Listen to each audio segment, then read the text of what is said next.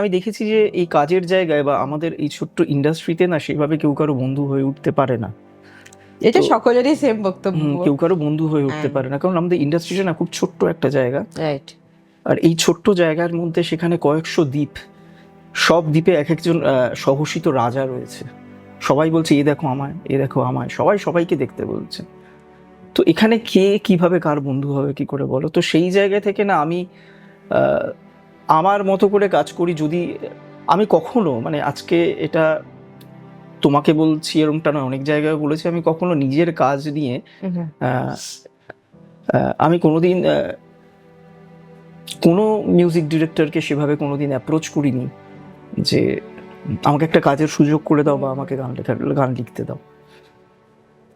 তারা আমাকে তাদের প্রয়োজনেই ডেকেছেন, তাদের আমাদের দরকার ছিল বলে ডেকেছেন, একজন মানুষ ছাড়া। আচ্ছা। একজন মানুষের কথা বলবো যার প্রতি আমি সারা জীবন কৃতজ্ঞ থাকবো, তিনি হচ্ছেন জয় সরকার।